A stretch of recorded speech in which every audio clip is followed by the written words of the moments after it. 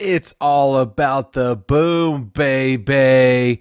That's right. We got an awesome show for you. We are your known destination. We are coming at you like Valkyries in flight. Yes, we are going over the AEW All Out show, the weekend festivities, everything. What a weekend. This is Total Spot Fest.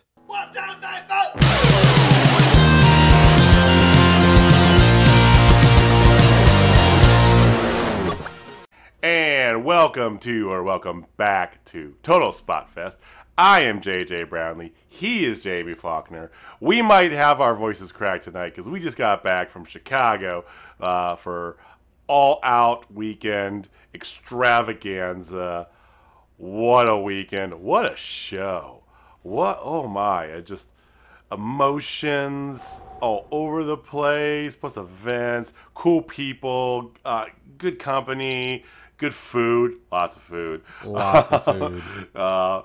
Lots of stuff. So we're gonna get right into it. I know that you got bombarded by younglings when you returned back. Very home. much so. They were all very excited to see me and see what I brought them. They were very, very unhappy when I only brought Bailey back a shirt. Yeah. He walks. He comes up. I brought them donuts. They thought they were from me. I should totally took credit for that 100%. And my man said, "Oh, your dad bought them," and I was like, "No, I should have said anyway." But yeah, they had his two youngest were like waiting on the porch for him. It was adorable. But we're gonna get all into it. We're gonna tell you all about this weekend. If you're listening to this, you more than likely already know what happened at All Out. But we're gonna kind of just share with you our recap. We'll give you a quick little once over just in case you're listening, you haven't got a chance to watch it. Sidebar: if you haven't, go freaking watch it. Like. Skip work, whatever. Tell the boyfriend, girlfriend, wife, whatever, husband, you gotta watch this. Like, you have to watch All Out. It was that good. We have some other stuff we're going to get into as well. We're going to talk about Full Gear, some stuff kind of being announced ish for Full Gear, as well as our upcoming Journey Pro show. So we've been in a full AEW mode for the past 4 days, but that doesn't mean we have been devoid of our own local promotions. So coming up on the 17th is their next show. They have two shows actually that weekend, 17th and 18th. The 18th is going to be kind of a mini show, family friendly. It's going to be free. It's going to be at the Edwardsville, Kansas Fall Festival. So it'll be very PG. It's not going to be your typical necessarily Journey Pro show. Thank God. I'm going to probably bring the family to it, honestly. Right. Yeah, you can bring Aubrey too, yes. Audrey. Audrey. She's not I'm Aubrey sorry. Edwards, though she probably wants to be. She probably would cosplay as Aubrey. Oh, that would be hilarious. There was this family had two kids in the section next to us. They had one of them was cosplaying as Orange Cassidy, and the other one was cosplaying as Aubrey Edwards. It was adorable. But anyway, so that's on the 18th of September. On the 17th of September is their regular Journey Pro show, and we got the super secret ultra encoded a transmission about where that is in the details, and we're going to give that to you at the end of today's show because we want to get into everything all out. So we will definitely tell you about Journey Pro here, but you guys stick around and listen to it. At the end, we're gonna talk about, going to give you we're going to spill the beans right here, and they allowed it, so it's fair because they said we can't put it on social media, but it can be in a podcast. So we got you. Walter and DJ both gave a big old thumbs up for that. Yes. So we're not gonna post it. Nope. But we're gonna tell you about it. So look out for that. All right. So with that being said, let's get into All Out. Here's what we're gonna do for you guys. We're just gonna go through the entire weekend because it was a lot more than all. If it was just All Out, great, we get into it, right? We have a lot more to get into. So before we dive into it, I do want to make mention. You see a graphic up here, right? That is our pay-per-view record, right? Because we did do the picks for All Out, even though you just settle down there. You need to chill out for a hot second, okay? You're FWO, you're FWO. we had a side bet Jamie will tell you about in a moment, okay, after we're done with this. Because there's our pay-per-view record, and we did do the picks. Because we're going to kind of lay out everything about this whole weekend. There's so much more than just the show itself. We kind of thought that, doing our typical, this is the match, this is what the result ended up being, is kind of moot, right?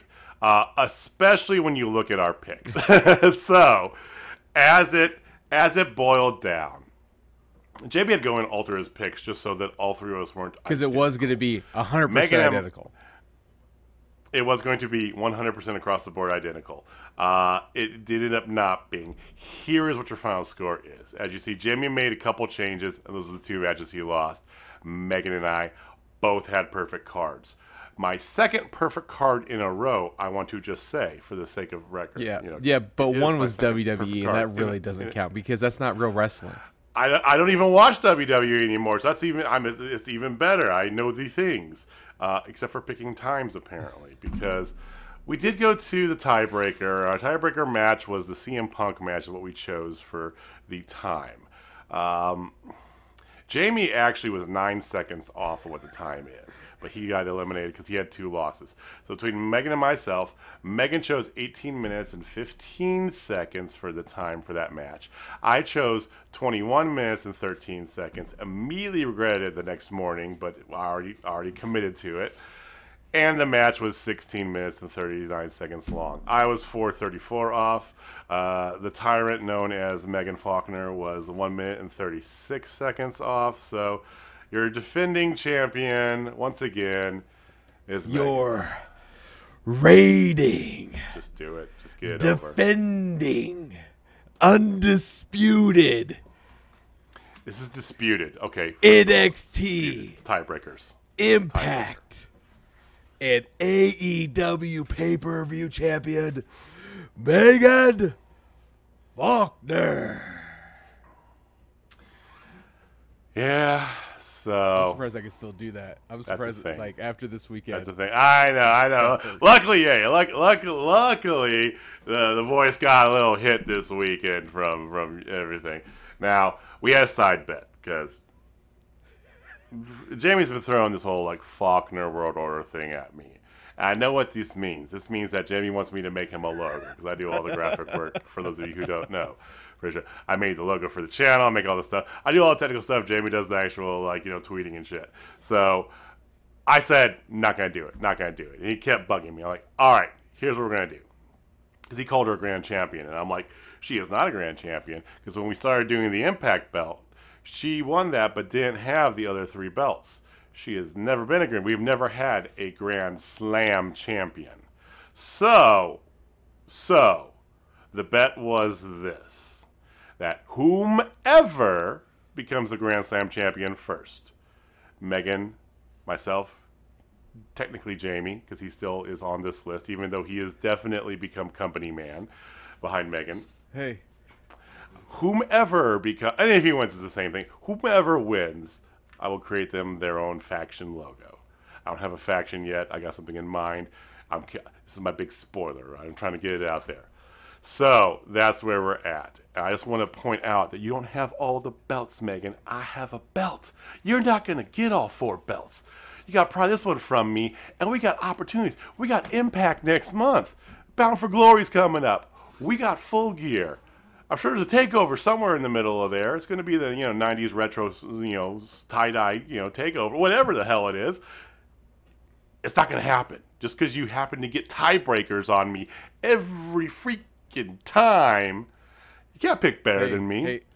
You might have a better stopwatch for me. Maybe it's a female male thing. I don't know. I'm not making rumors up. I don't know. You got to beat the man. And the man right now for us is a 15-year-old girl. Okay. I have beaten the man. I have beaten the man. Hey, Christian Cage, how's it going? Hey, but the Blues have won the cup one time. Their names are still on the Stanley Cup forever. Just say. I'm just saying. All I'm saying is this for our listeners out there. I am her Kevin Nash to she is Hulk Hogan. So if you never know what that means, what happens when I win one, you know what's going to come. Just want to make sure That is not being prophesized. That is just. And the point being, it doesn't really matter because Jamie and Megan would be the same logo. This is the Faulkner World Order. They're in cahoots no matter what. So what would JJ's be? You have to wait and see and pull for me and give a comment down below, please give me some support, or give Megan support, and then see me cry even more because remember I'm getting my ass handed to me by a 15-year-old girl, and it's by these technicalities every fucking time. Technicalities every goddamn It's long-term time. storytelling. It's long-term storytelling. Then she's gonna get all the belts, yeah, and then whatever. somehow you're gonna find the way to overcome it and maybe win.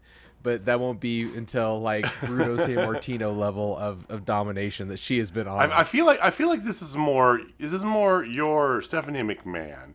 She is Randy Orton, and I'm Daniel Bryan.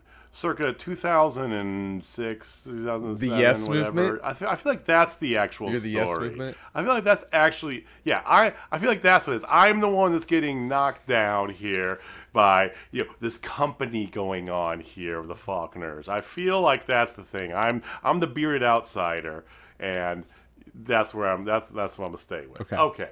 So. Updated records there, as you see on the top. That's where we stand now. We will circle back to this, and we'll probably get into more detail next time we do this. It'll be Bound for Glory is our next one, so that's coming in October, sometime-ish. I don't remember when, but sometime second, third week in October, coming up soon. Cool. All out. Yes.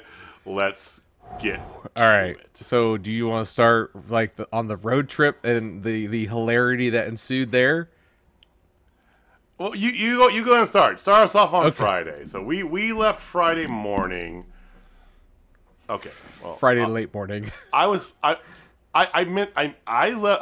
not admittedly not a morning person. Woke my ass up in plenty of time to get to Jamie's house before 10, like I had said I would, even though I didn't think I would.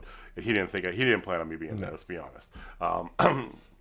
I did. I woke up early for JJ as hell. I got my ass moving. I got in my car. It just finished. It rained like all morning before I left my house, but still left my house. Made it through downtown. A couple little crashes on the side of the road because of the white. Okay, cool, whatever. And then I got to, if you're familiar with Kansas City, I go straight through from the Northland, straight through 71 to get to Jamie's house. He lives down in Raymore, peculiar area down south, right? I make the curve. We have these 3 stoplights in the middle of the highway, in the middle of the city. And Makes no the sense. Third one, it's got this hair. I hate it. It's terrible. But it's the third one.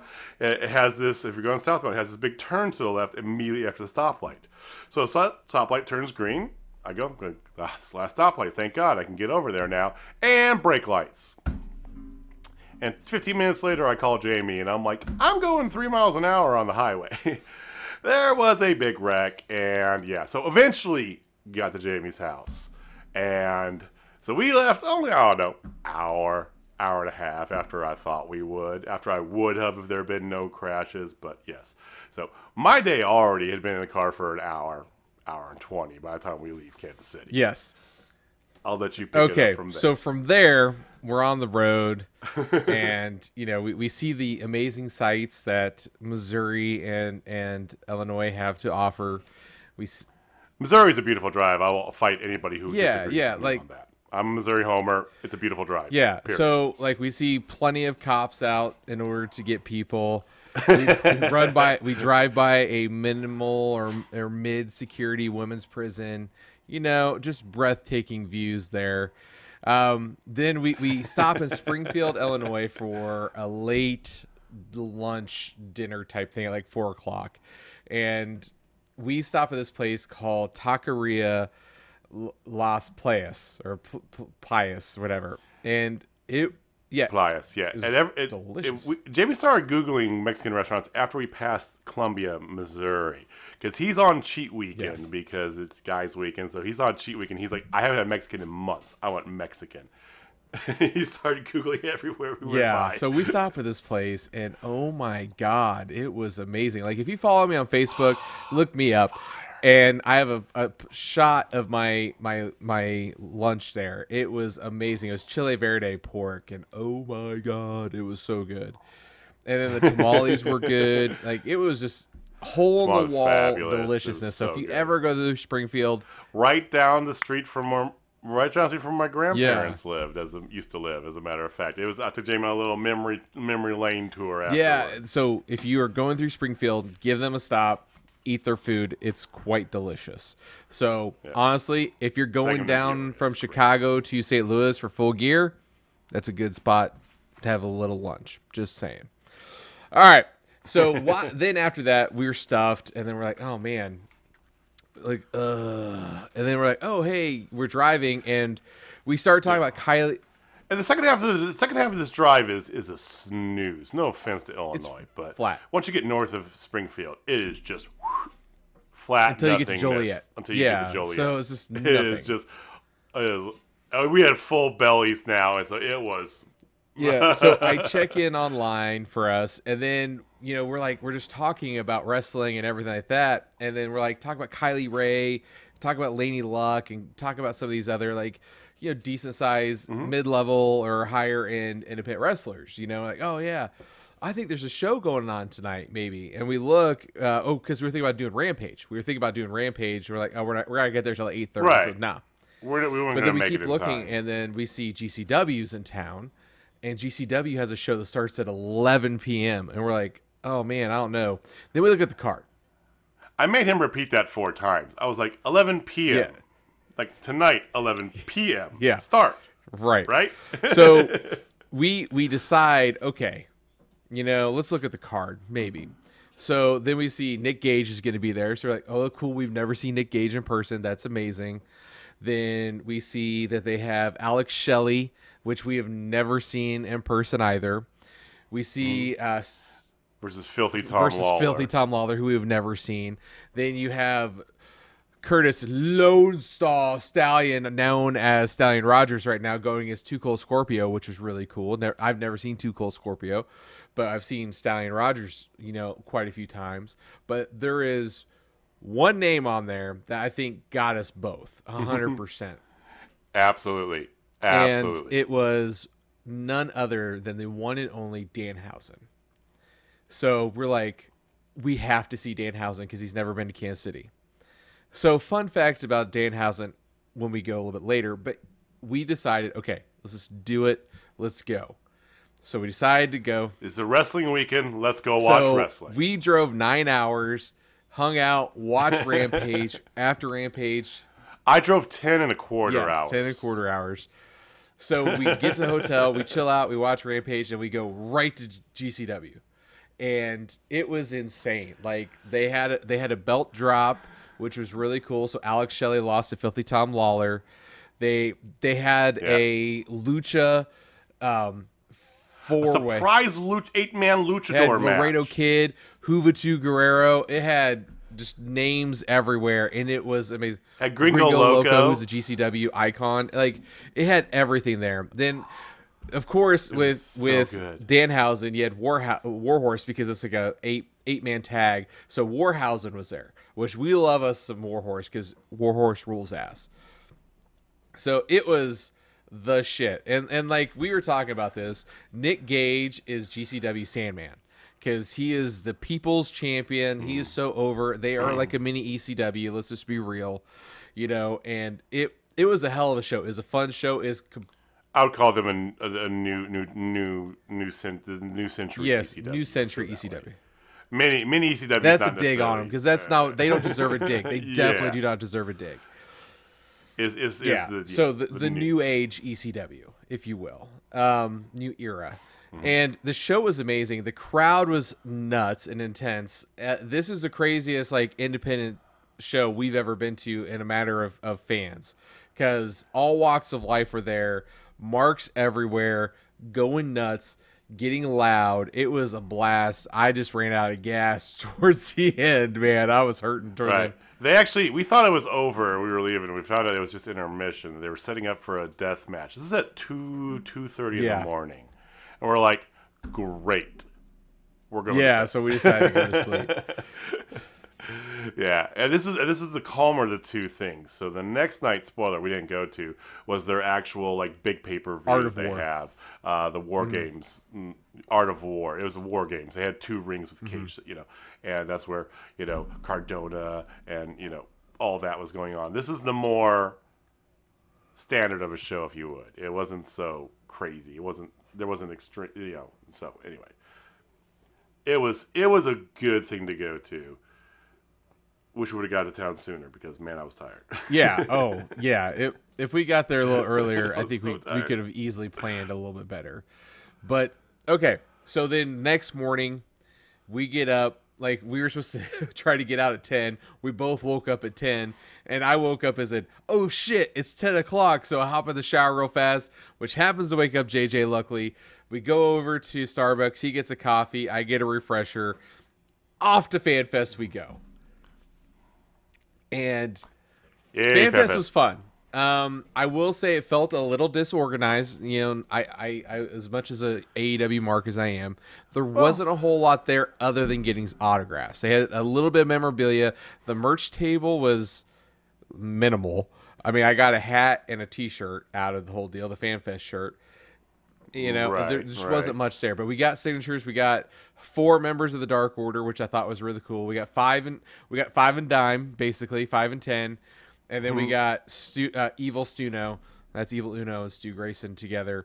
And then we also got the most over wrestler in wrestling today in Fuego del Sol. 100%. It was awesome. Now we planned on doing Evil and Stu. That's the one we had signed up for. And we didn't really know what to expect. It was our first fan fest for All Elite. And it's two things about it, for 3 things about it. So, as the day went on, it got to be more fun, we found out. Maybe it's because we started to meet people and we're, interacting more. But it got more fun the later we got in the day. People were telling us that at Jacksonville for Double or Nothing, definitely was laid out a lot better. Now, that in part was due to the fact that it was at the stadium, attached to Daly's Place, with the conventions, it's all like one giant complex that the Khan family owns. So they had the ring set up, they were doing matches, as well as doing the panels and things in the ring for the stage, right? And then they had separately all the individual stuff in different areas so they could do it better. So there was that. And the reality of it really is that, I think you made mention of this, or I don't know, but it's like, there was a question about how this was going to happen, because, spoiler, we're still in a pandemic, and Illinois is definitely more of a stringent. We had to wear masks the whole time. We had to wear masks the whole time, every show we went to, so, it's definitely that, I think that affected their planning of it. But, yeah, it did feel a little kind of put together at the last second-ish, right? There was a lot of people standing around. The stage was right in the middle of everything, and then on the side was where the meet and greet lines were, and everything was just kind of all together with like a little bit of ropes going off there. It definitely felt like it didn't feel like a company that's been doing this for a couple years. It felt like their first try. Yeah. I think that last point is why. I totally agree. That's what because you and I had this conversation while we were there. But to your point again, was we had more fun throughout the day because, granted, there wasn't a whole lot to do, but there's tons of people to meet. Like, we made friends with a whole bunch of people on the lines. We made friends with other people at another piece, which we're definitely gonna get to that because that was a lot of fun. We'll talk about that more. It was just. The whole thing was awesome. Like, it felt rushed. It felt like they could have done a lot more with it. But at the end of the day, was I still satisfied? Did I still have a good time? Abso-freaking-lutely. We had a good time. I happened to also snap a quick pic of myself with Britt Baker. I did it. Yes, I did it for my oldest daughter, Bailey, who absolutely loves herself some Britt Baker. So if for some off chance Britt Baker happens to listen to this, just want to let you know you made an 18-year-old girl's day. So thank you very much for taking the time of 30 seconds or whatever, because I know you're busy, to take a quick photo with me. I really do appreciate it. Yeah. Now, I mean, that our takeaway once we left there was that, because we, we were dogging on the VIP package. It's like $250, right? We're like, oh my god, that's crazy. Well, once you're there, you start wanting to get these signatures, and at the end of the day, because they basically every line, if you have a VIP, you could go to the front of the line. You could skip all the peons like us waiting in line and you can get every signature. It's included, as many as you want. Plus, you get you get this shirt, but it has a VIP badge on it, so you can take $30 off that price. That's basically same diff. I think that at the end of the day, the VIP package is worth it if you do like memorabilia, because you do get all the.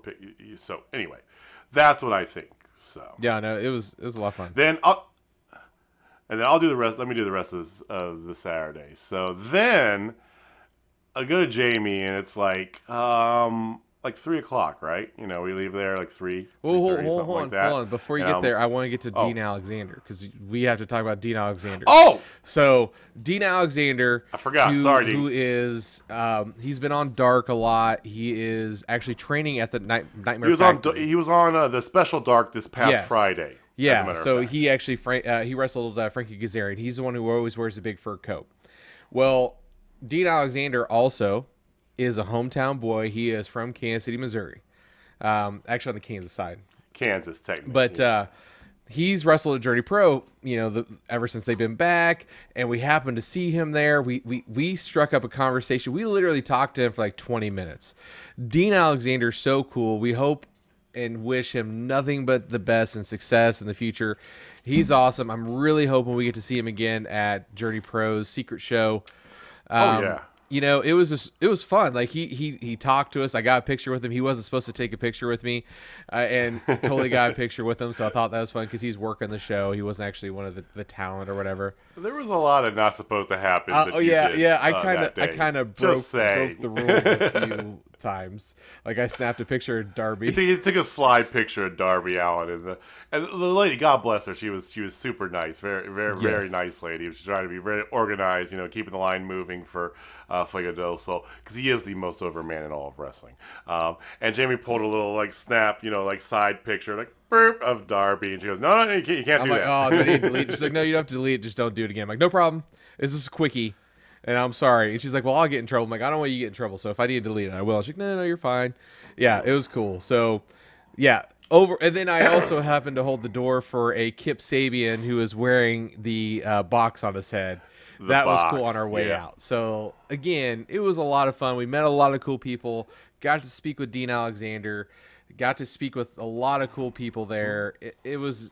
And they had some cool panels. They had a Dark Order panel, Q&A thing. There was Busted Open did a live broadcast, and or at least a panel thing. And you had Thunder Rosa versus David LaGracia interaction, which was very good. Who sat 4 rows in front of us at All Out. He did. It was awesome. So we get done there, and we roll out of there around 3:30, something like that, right? And we were trying to figure it out. I, for the life of me, could have sworn that the AEW and Pro Wrestling Tees side party was Saturday across from the Fan Fest. And I couldn't figure it out because it's like, well, the Wingmen are going to be here signing autographs. How are they going to be? They're supposed to host this. And someone's like, dude, that's on Sunday. It's on. Oh. Yeah. And I was even telling people it was going on. I was like, I was across the parking lot. No, it was on Sunday across the parking lot before All Out. So, fuck me, I was wrong. Sorry, anybody who listened to my advice. I apologize. But that meant now that our afternoon was free and clear. And we're like, well, what do? We had a bunch of ideas we had going into Chicago that I was like, it'd be cool to do this. It'd be cool to do that. And so one of the things that we said we wanted to do was go to Pro Wrestling Tees store, because there's only one physical location, the original where it started, storefront, in Chicago proper, over by Lincoln Park. And I'm like, let's go to Pro Wrestling Tees. When do they close? And James looks up, 5:30. Let's go. So we got to experience all of Chicago. Yes, that included Chicago traffic. Yes. So we took our 20-mile drive, which took hour and 20. Yeah. Maybe with tolls, I don't know. They had all their cash booths closed, which is freaking stupid. But anyway, so we go down there and we go to Pro Wrestling Tees, it was fun. It was cool. Because of their overwhelming surplus of orders over the past month, let's just say, because of one CM Punk. Or we could blame CM Punk for this for sure. Usually, what you could do, you can go there, and if any shirt, any design they have, they don't have your size in stock, you can get it printed on site. You just gotta wait a few minutes and it's boom. A little bit, yeah. I think they say up to an hour. It could be depending on their load, right? But you can get any shirt printed on site. Boom, there you go. I think I've heard people say they've even got designs printed on other color shirts before, which is even awesomer. I don't know if that's true or not, but some people have said that maybe they used to do that. I don't know. But the moral story is, especially on All Out Weekend, after they've had like 2 weeks of Chicago shows plus however many, like 1 million or whatever it was, CM Punk shirts sold. Yeah, it was a little bit. It was a little bit of here's our stuff, come in, buy something, and leave sort of atmosphere. Which is, I get it, it's cool. And it wasn't super big, but that's why. But we got some cool stuff. I got a Chicago exclusive pro wrestling T-shirt, and it was fun. We've been there. Check that box off our list. So then Jamie's 2 requirements food wise for the weekend, because remember, he's off his diet for the weekend. So he's on the Atkins thing. So he can have bread and pasta and carbs. Yeah. And he made sure we had all of those. Yes. So his 2 requirements were he wanted to get Chicago deep dish pizza, and he wanted to get Chicago Italian beef. So I'm like, all right, we're close. We're on all this stuff here. It's the hip, trendy area, right? Because DePaul's not far away. Lincoln Park's a cool spot, right? I think it's your first time in Lincoln Park. And I'm like, because I'm hungry. I haven't eaten all day. There's Popeyes. She just want to go to Popeyes. He's like, no, I want to find. Get in the car, find something. So I just started driving. He goes, found a spot. They have good, cool, great. So we go to this bar, and it's like a Purdue bar. Purdue game was coming at 6, and they have like reserved seating. I'm like, it's a bar. It's a bar. I want to come in and I'm get a sandwich. I'm gonna leave. So we got in there. We got our Italian. It was delicious, by the way. It was very good. It was stupid, piping hot. Yes. So you let us sit for a second. So we got that. Then we drove back to the hotel, and we kind of just vegged out for a little bit, which led us to. We debated looking into the GCW show that night, but we figured let's take a night off, right? We were already kind of tired. We had a long day the day before. We've been up. We've been going on our feet all day. And we know that the following day, Sunday, is going to be a very long day for us, right?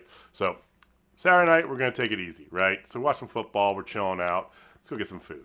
So then we decide, let's get number 2 off of Jamie's two-item list, and we go to Giordano's, right? Giordano's is one of the stalwarts of Chicago deep dish pizza, and it's pretty much Geno's and Giordano's. Giordano's claims to be the first. Geno's claims to be. It's kind of like Philly has those 2 cheesesteaks, Patton, whatever.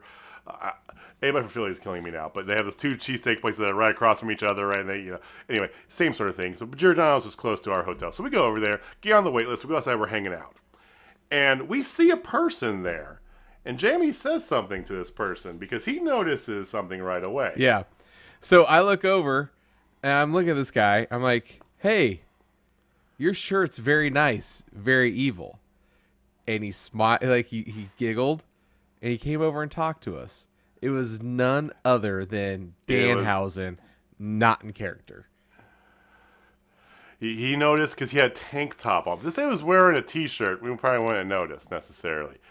But Jamie noticed those tattoos on him and goes, that's Danhausen. Yeah. So we literally, while we're waiting for our table, shot the shit with Danhausen.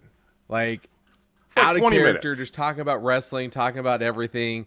He said he's going to go on a toy hunt the next day. I'm like, is Ethan going with you? He's like, well, Ethan's kind of busy. I thought that was pretty funny. But yeah, but Ethan told him. We talked about the state of Missouri because he wrestles in St. Louis, before. But a lot of times he's been on the Illinois side. He's in we were talking. He actually is very familiar with a lot of the people that we've seen in Journey Pro. Ethan Connors, of course. Of course, we know about Warhorse. So it was nice kind of seeing all the similar connections we've had with him and with the people that we've become known to in our local spot. Yeah, it was really cool. Like, he was out of character, just talking to us. Really nice guy. And then like we go to our seat, and then I had this overwhelming sense of guilt, like instantly. It was.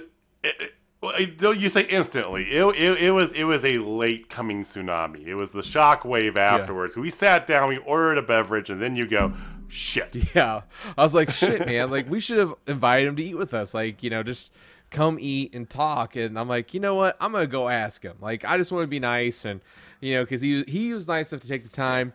I'll be nice enough. Like, I'll feed you. Like, come, please. And right, because we didn't bother him for a picture or an autograph because he's out of character. It's rude. It's rude. Yeah, the experience of just talking to him was way more than enough for me. But then I'm like, you know what? Let's just offer him, some food. But when I went back out there, he already got his food and left. So I felt really bad. I wanted to thank him for honestly just taking the time to talk to some crazy marks like us. So if Danhausen ever happens to listen to this, which, by the way, subscribe to his Love That Danhausen channel. It's actually amazing. I love it. It's amazing. But anyway, if you're not familiar with Danhausen, you see him on Ethan Page's channel. He has Ring of Honor wrestling, but he also has tons of indie promotions. We've talked about him a lot. He's always in the top 5 sellers on Pro Wrestling Tees because he has like 8,000 shirts. And they're all great. Like, we want to get the ringer because he's got the CM Punk knockoff. Is the CM Punk knockoff? It's so good, but they no ringers for God knows how long. Yeah. Right? So it was awesome. So that was Saturday. After that, we ate our pizza as much as we could of it. We had a slice apiece. Like we went there earlier than we wanted to because they were closed. You had to get in before 9, right? And we ate dinner probably at like 5 or so, and it was a big beef sandwich that we each had, and we were definitely not ready for pizza, deep dish pizza. But hey, when in Rome, right? You gotta go. So yeah.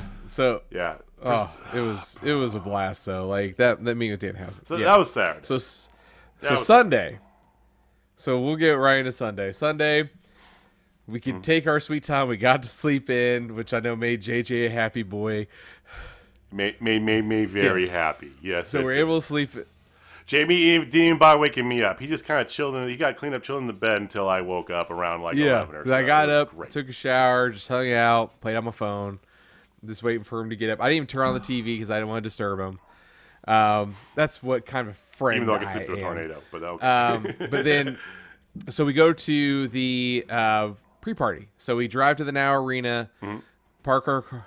We eat beforehand because we know it's going to be a long. They had food there. Yeah, we did eat before. We went to Potbelly's. We went Potbelly's because we want something a little lighter. We've been eating pretty heavy, and we knew that there was going to be like same sort of thing. They had a food truck set up there. It was going to be heavier. So. But that was better than the Fan Fest. Period. So I enjoyed that so much more than I thought. It was awesome. Like, we met a ton of people. We met Rock and Taylor, those two, or Lindsay, I'm sorry, but I think it's Lindsay. But Taylor, he calls her Taylor. I can't remember. Taylor. I did remember that. But we met them. They were awesome. They introduced us to like the fat and thick Jackson, which I thought is just great. The young bucks there. And we met some other people. We met a college student that was, he's only been to AEW for 3 months, and like he knew his shit. It was awesome. He did a cosplay of Malachi Black. Very smart kid. It was great. Like, we met a lot of cool people. We met some other people with podcasts there. We had the Brotherhood of Geeks that we met, and you met one as well. Go listen, give them a subscribe. They're on all the podcast stations. Also, Dork Side of the Ring. Great name. Great name. Similar logo to ours. No copyright infringement, though. This is actually kind of really envious of his. It's like a microphone, but instead of a skull, it's a lucha mask. Like, oh, that's glorious. Yes, it's great. But he's from south of Milwaukee, so we bonded over that. But both really great guys. Podcast brother, and we gotta stick together. So give our friends a listen as well. And I also want to give Rock and Lindsay another big shout out because they got all of us, like everybody that they've met. They were definitely the 100%. Ringleaders. Like, we were not in charge of this shit at all. It was all them. And no offense, Rock, I think it was mostly Lindsay. Yeah. She was all about it. We got a giant photo with all of us together, like everybody that met, and it's on our Twitter. And it would have been awesome if we all could have sat together. Oh man, it would have been awesome. Next time, next year, next year, guys. We'll try to next plan. year. But it was so much fun meeting them. But the wingmen were the ones that were actually running the show. They were the hosts, and they had quite a few things there. They actually had the Acclaim there, and they had some stuff that they did. Of course, they did a whole Matt Caster did a quick little concert, which was amazing. Then they had the Colt Cabana podcast that he has. He did a live version of his one of his podcasts. Art of Wrestling. Art of Wrestling. Okay, that's one he doesn't do regularly. No, he has another way he does now. But it was cool. He had a whole bunch of guests on there. He had Marco Stunt on there. He had the Acclaimed on there. He had 2.0 and Daniel Garcia. Captain Rampage. He had quite a few people. But my highlight of this thing was I went up to JD Drake. And if you happen to watch Ethan Page's vlog, they had a moment where, if JD Drake lost to Ethan Page, he owed him barbecue because he says there's nothing better than Carolina barbecue. I disagree. But so I went up to JD Drake and I said, hey, have you finally given Ethan his barbecue? He's like, no. I'm like, well, that's all right. It's not even good barbecue anyway. And oh my God, you thought...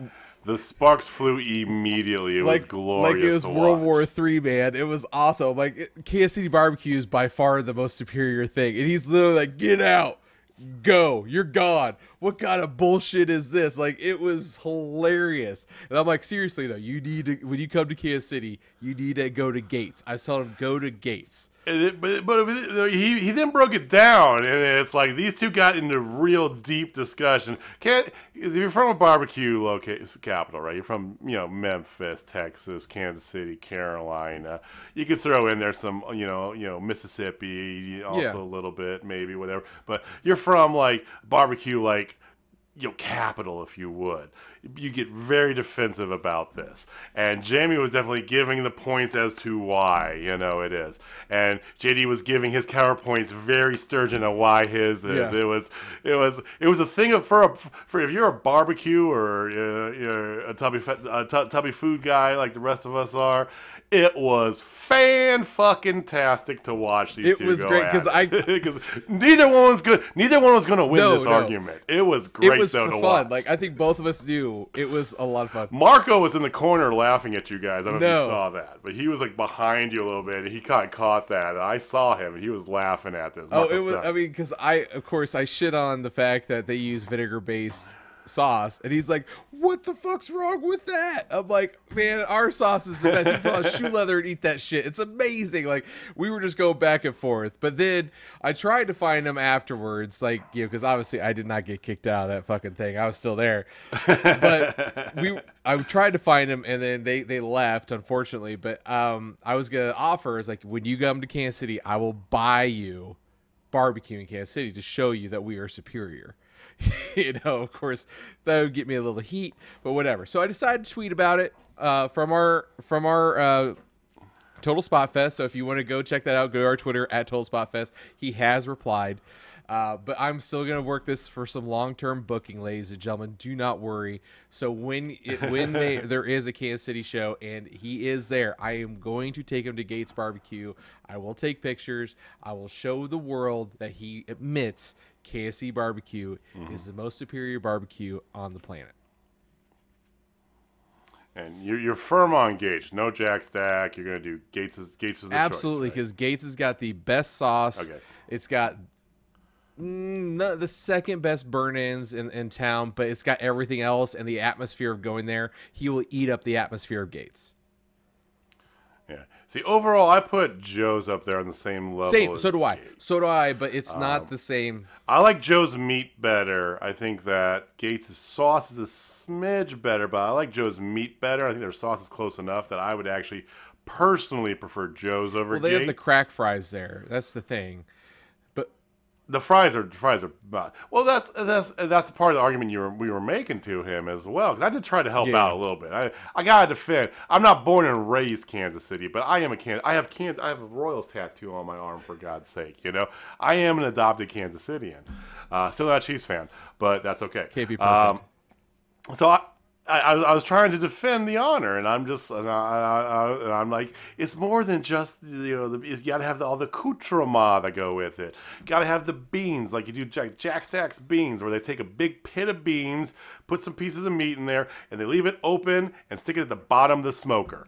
And after like 6 hours, all the drippings fall into the beans, and that's what they serve to you. It's unbelievable. You get little pieces of heaven mixed in. But the beans, you gotta get the cornbread, you gotta get your mac and cheese, you gotta get your fries, cheesy you gotta corn, get all the extras like, with it. Oh man, we could go on and on. We could go on and on about Kansas City barbecue, and no matter what you say, you're right. So Kansas City barbecue, like if you have a point about somebody, you're absolutely right. That's the thing about Kansas City barbecue. Like probably pound for pound, the best overall place is Jack Stack because they got everything.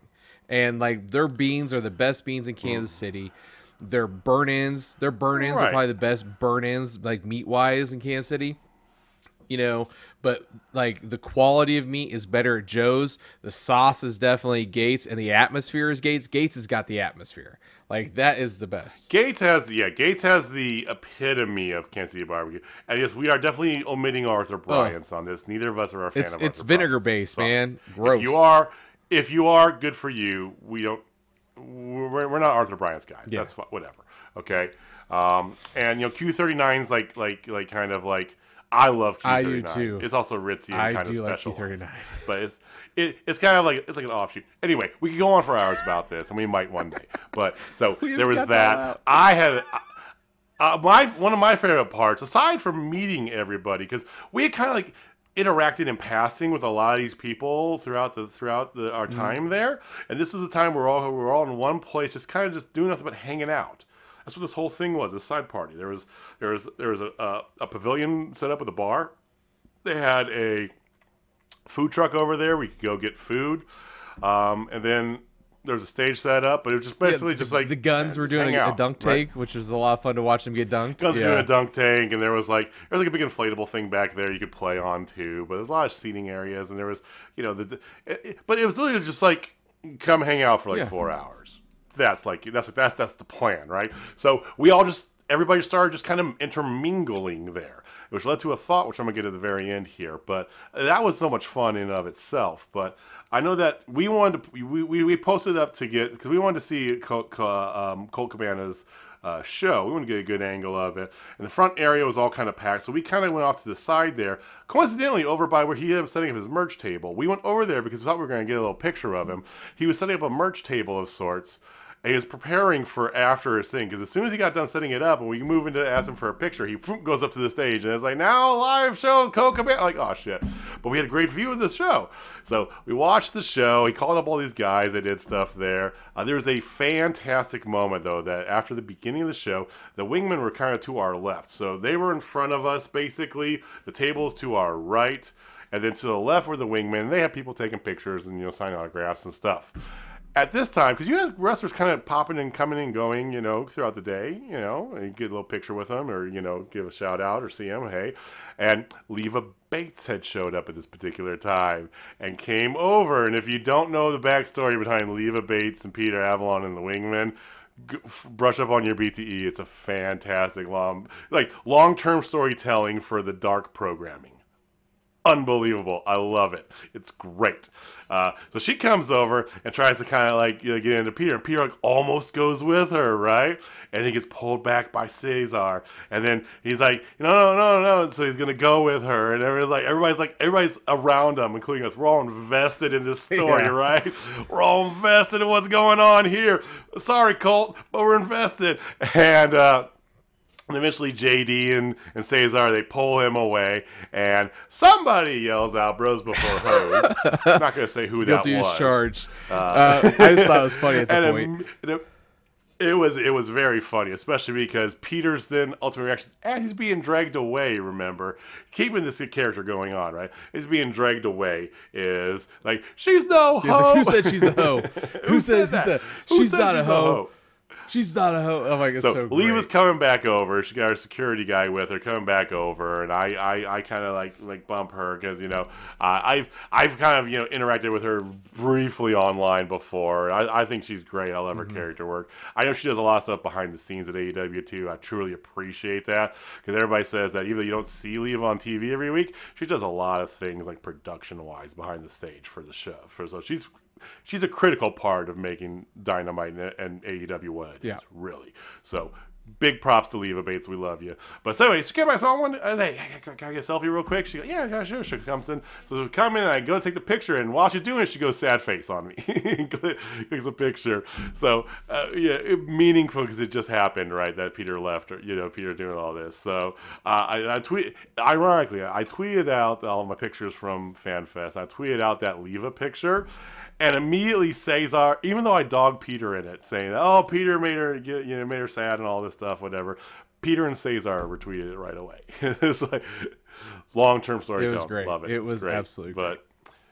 But so that was kind of one of my favorite things, those little side things that were going on while the show was happening, and all the cool stuff. And to that point too, then we walk over and we get in line, and that's where we even bonded even more. Like it was. Yeah. Because the line was the line was the longest line I've ever my seen for, god! Like to get into a building ever, and I would do it again in a heartbeat because we had the privilege of talking to some really cool people.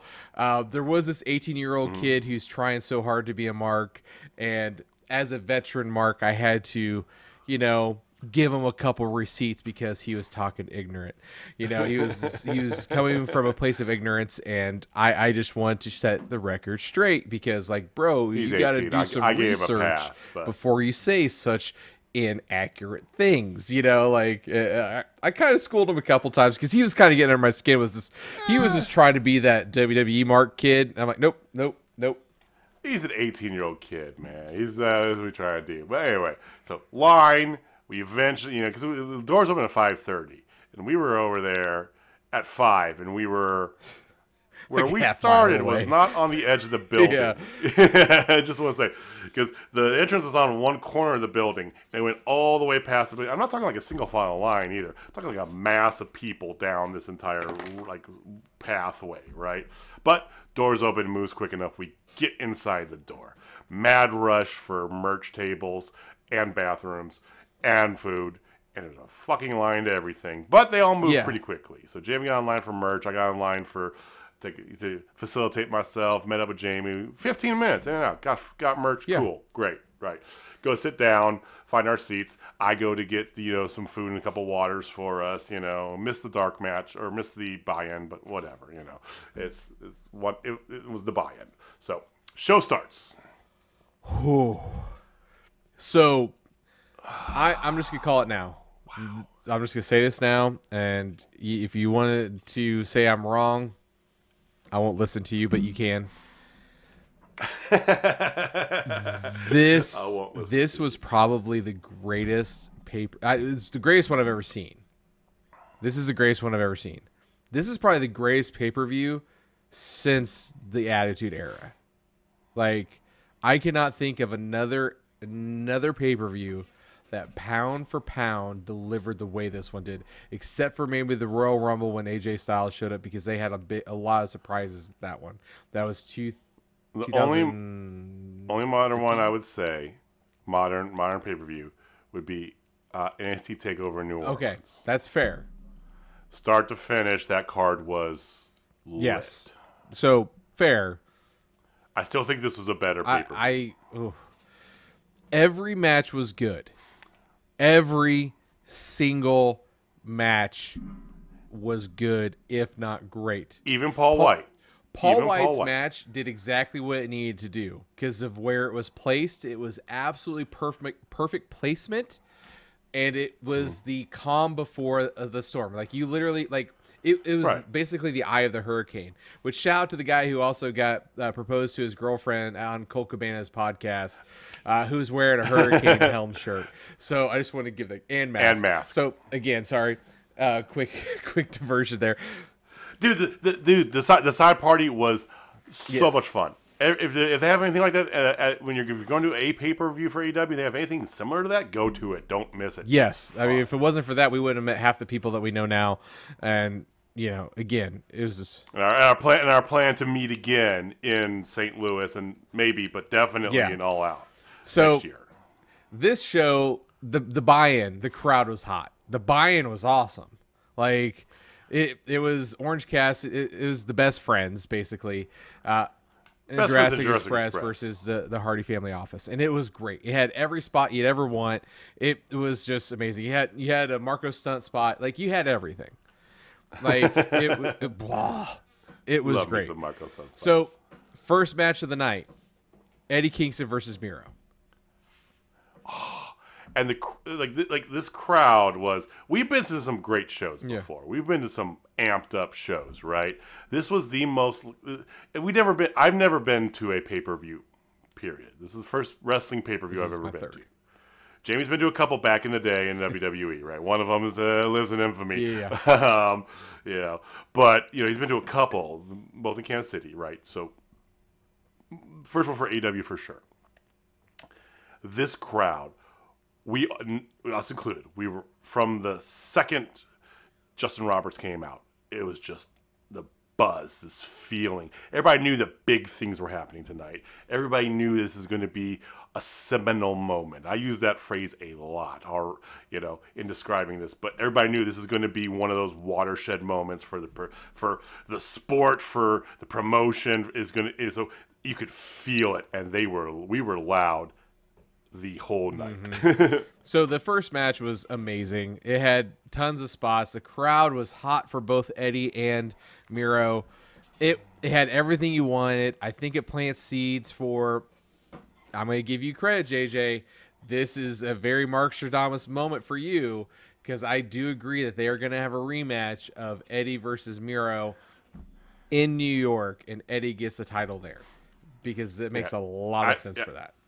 It makes so much sense. And even if Eddie keeps the title for a week, give him the belt. It's kind of like as a nod to his long tenure, right? Finally making it, and give him the belt in New York. Talk about an over moment. That's an over moment. So one of the best things about this was after the match, Miro tweeted, you asked and I delivered. I redeemed your nuts. I redeemed. He won there was a low blow involved. Yeah, because he did that. Then Lana, CJ Perry responds, is like, "I'll redeem yours tonight."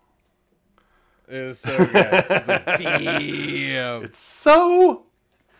so good. It really is. So that was just match one, ladies and gentlemen. That was match one, and then you had Moxley next. Moxley next versus Kojima, and Kojima looked great. He looked a lot better than he did on he looked so good. Flat but that out. wasn't even the big moment of the match. Okay, so Moxley wins. Okay. But right after Moxley wins, the king, Minoru Suzuki, his music hits. He shows up. And he shows up. Crowd goes apeshit, self included, and JJ.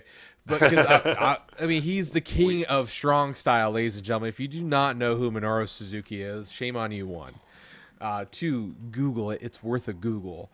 And 3, kick yourself for not knowing it any sooner, because, oh my God, he is the king, the king of Japanese strong style. And he beat the shit out of Moxley at the end of it. Like, it was awesome.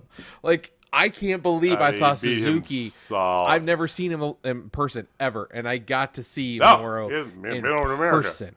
I'm just like, oh my God. Everyone's expecting Tanahashi, and that's gonna happen. We know this will happen. It's just, he basically confirmed it after he won the IWGP US title, right? But he just won that title. He's not gonna he's gonna go along with it. He said he wants to wrestle in AEW and Impact and whatever, But he wants to wrestle in America. It's going to happen. Our thought process, Jamie and mine, are that this is kind of like his penance, if you would, Moxley. He's got to go through all the steps, get to Tanahashi, and then after he beats Tanahashi, might not be one match. After he beats him, coin drop happens, and then Jamie shits his pants. We all shit our pants. That's not we gave this prediction to a few of our new friends, and they all agreed to. Like, oh yeah, I'm shitting if that happens. I'm definitely pooping. It's in my not pants. figurative either. Like shit will leave the body.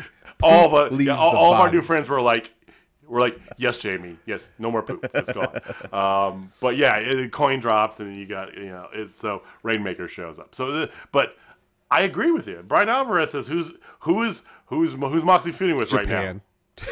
Japan. Like, it's so good. All right.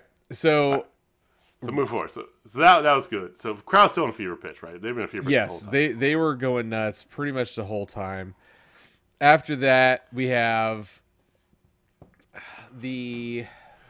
Well, here's the thing. We go from that to Britt Baker versus Chris Statlander next. Because why not? And... I mean, sure. I can't. Like, this thing was cranked to 11. Baker retained it, of course, right? We didn't think she was going to drop it. Statlander looked great. She looked very good. She got tons of near falls, held actually a good portion of the match that she carried and everything. And it came down to the end. And Britt Baker goes up to the second rope. And Statlander's doubled over. And she gives double guns and does a Panama Sunrise. Pittsburgh Sunrise is what she calls it. Oh, is that what happened? She called it a Pittsburgh Sunrise. And literally, the funny thing is, both JJ and I are just sitting there, and we see her doing it, and we're like, oh my God. And then she hits it. We both rocket out of our seats, just going ape shit. We're just like, yeah! Like, I could not believe, one, she did a Panama Sunrise, a Pittsburgh Sunrise. Which is a Canadian Destroyer. Second rope Canadian Destroyer. And her and Statlander crushed it. It looked so damn good. It was perfect. It was just amazing. Followed that right up, got her into the lockjaw. But my God, like, we went nuts over that because, one, you really don't see women do Canadian Destroyers very much. You don't. But... I mean, Alexa Bliss does a half Canadian. Well, she does a code red sort of thing, which is a half. She does the half, not a full Canadian, and you don't see. A full one. You see code reds all the time. That's very common, but it's because the partner has to be incredibly athletic to basically do a handstand, right? A back handspring, if you will. It's just one of those things. Like, it's sick. It looks amazing. And we got to see it. We lost our everlasting mind. It was, So that happened. And the funny thing is, you go right from that into the match of the year. I mean, it's. I don't know how else to say it. The best match I've ever seen live. The best cage match I can remember seeing, period. Maybe off on that a little bit. I have to go back just cage, not Hell in the Cell. Hell in the Cell is its own animal. A cage match? I got a thing with Hell in the Cell anyway. But, but best cage match I think I've maybe ever seen. Up there. And definitely, right now, match of the year. I don't care what anybody says. But the steel cage match for the tag team titles, Young Bucks versus Lucha Bros. Wow. That's all you can say. I don't even know how to get to it. It's just, oh my God. If you haven't seen this match, you are doing yourself a disservice. Go look at every clip and highlight you can, or buy the review. $50 It's $50 for a replay. It's still expensive, but it's worth it for this match alone. Literally, if you want anything, just buy it for the freaking Lucha Bros entrance alone. They had these giant headdresses, and they had the rappers who do their entrance. They had Mexican rappers that were coming. Oh my God! But yeah, they look like Aztec gods coming out with their giant. And Alex Abrahantes was the best hype man. He was getting everybody going. Like, there was a Cero Miedo chant is just going nuts. Everybody's going nuts. So let's just recap some of the kick-ass moves that we happen to get in this. So we got a second rope Canadian. We got actually a second rope Canadian Destroyer. A top rope. Sorry, top rope Canadian Destroyer. It was a we top happened rope to Canadian get Destroyer. a Jordan 1. It was a Jordan 1, I think, wasn't it? It was a Travis Scott custom Jordan 1. With it was a $6,000 shoe. With thumbtacks embedded on the bottom of it and super kicking in the like face. a thumbtack encrusted Air Jordan that was used to, and it was great because if you watch this, you know what happened. But for those of my friends that hadn't seen it yet, shame. But he was so Matt Jackson. They had Cutler throw this bag into the ring, right, and Matt Jackson puts this shoe on, right, full of just covered in thumbtacks on the bottom, glued on the bottom of it. And he's lining up, Phoenix sitting there like just a sitting duck. And he's going to just super kick his head off with this tack-filled shoe. And Penta comes over to sacrifice himself in front of his brother. And Matt stops for a second, and then super kicks him right on the top of his head. It was awesome. Unapologetic. And they do it several times over. And he's like dripping blood over in the corner and everything. And then eventually they turn it around, and Penta throws Nick's face into the tag shoe. Like, everybody left bloody. But the ending was by far the most amazing thing. Ending was amazing because we both called that something crazy was going to happen with Ray Phoenix and this type of match. So Ray Phoenix gets on the very top of the damn cage, jumps. They set up like they're going to do their package pile driver combo thing from the top of the cage, which probably would have killed Nick Jackson. Yes. So they don't. They have the big spot where the Jacksons, get up on Penta, so Penta's holding them together, and here comes Ray Phoenix doing a crossbody, and just bam, hits him. They hit their secondary finisher. I don't know what it is, but it looked really cool. It's a different variation of the package combo or the pile drive combo they do. Instead of the package pile drive combo, it's where they pick him up and he's got his legs straight out, and he. I don't looked know. really cool. Whatever. It looked cool. Cool ass move is what I'm calling it. It doesn't matter. Because 1, 2, 3, you have new tag team champions, the Lucha Bros. But the most exciting thing for me about this whole thing. Okay. Before you get to that, I just want to say the crowd went ape shit. Our section included. We were on the end seats, and I had the very end the corner because I tend to take more breaks than Jamie does. I go out and whatever, but I literally was dancing in the aisle like a 10-year-old school child, and the guys behind us were losing their mind. We're all like clapping, slapping hands, and high fiving like we don't know what's going on. It was the entire arena just went bonkers. Then Penta starts pointing to the so Penta's up on the corner. He's standing up and he's pointing somewhere, and he's just like waving him over. It's like, what is he doing? What is he doing? He keeps waving him over. He was there for a while. It's his family, and it's actually his 2 daughters. So if you follow the show or know anything about me, I have 4 daughters. Ranging from 18 to 6. So I have a range, right? So he has them, and they embrace, and I legit got teary-eyed because I'm like, oh my God, as a father, hugging your daughters after you accomplish something so big, and they're so proud of you. It moved me. Like, I'm getting a little, like, thinking about it. It was absolutely amazing. It was such a kick-ass moment. Both of them were crying, and Phoenix was bawling the second that the match was over. They were, they're tag team champions in AAA, whatever. That's their, yes, but this is a major American. It's a big thing for a couple of guys who were homeless basically and broke, growing up in Mexico City. Clawing to get to where they are. This says a lot. They will never forget where they came from, and to make it in America.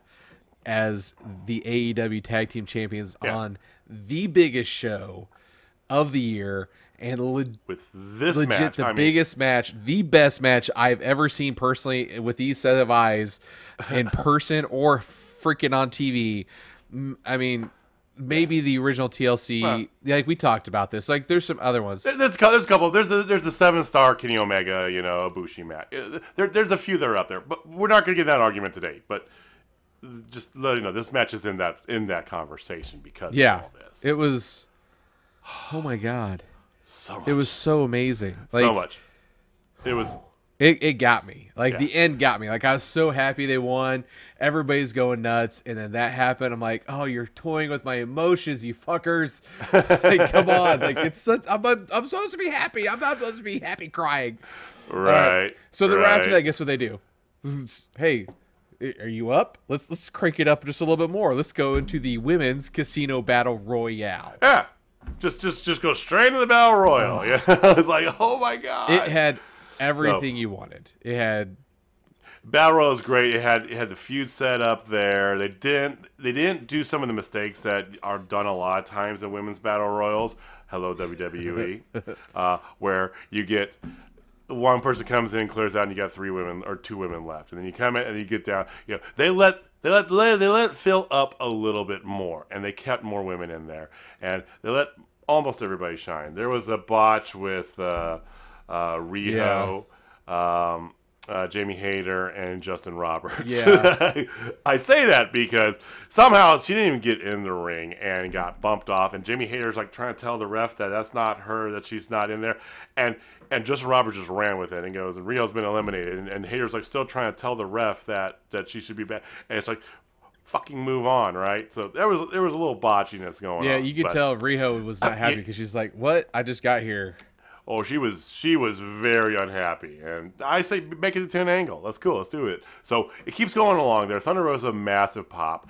Anna Jay looked good. First time back wrestling since her injury. That was good to see. You got her and Tay Conti, met up in the ring and did they're back. That's good to see them together. They're squared off kind of against the Bunny and Penelope, and all these different things going on. So it gets down to it. You get the 20 women who've come out.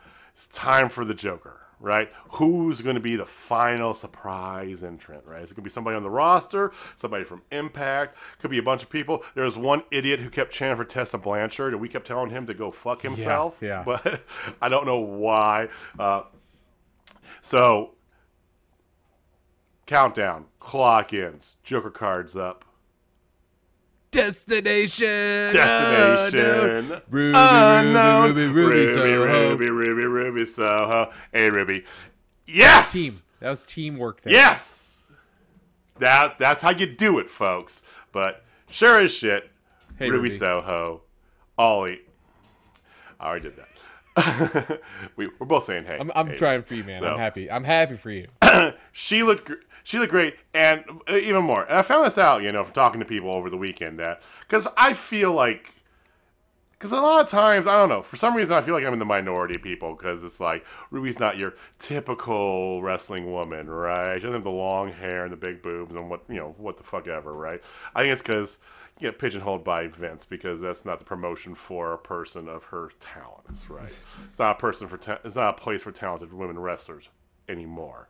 So, anyway, I found great solace in hearing from everybody that they were like, yes, give us Ruby tomorrow. Give us Ruby today. And I'm like, I'm not alone. And we were chanting, the entire stadium was chanting for Ruby before she came out. And then she came out and everyone went apeshit. And I'm glad I wasn't alone. It felt so good. So she comes out, though, and they get down to it. So this is one of the matches where we differed, because Jamie had to make some different changes on the picks just for good measure. And he picked Thunder Rosa, right? And it came down to Nyla Rose, Thunder Rosa, Ruby Soho, right?